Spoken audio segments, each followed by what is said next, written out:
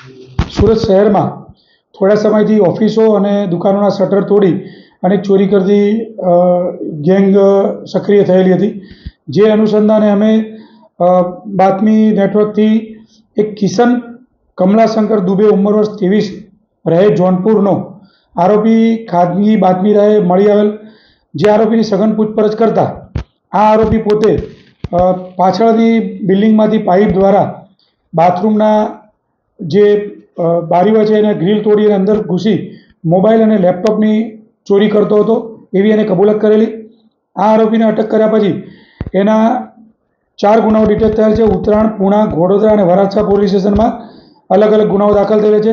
આરોપી પાસેથી અમે 8 લેપટોપ, કુલ 1,73,000 રૂપિયાનો મુદ્દામાલ કબજે કરી અને આગળની તપાસ ઉત્તરાયણ પોલીસ સ્ટેશનને આરોપીને સુપ્રત કરેલ છે।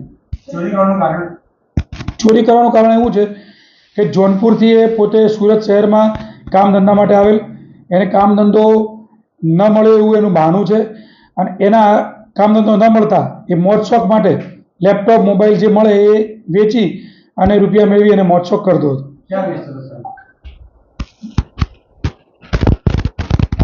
એને મોબાઈલ મળી રહે અને લેપટોપ મળી રહે તો રોકડા રૂપિયા વેચી અને મેળવી લેતો હતો।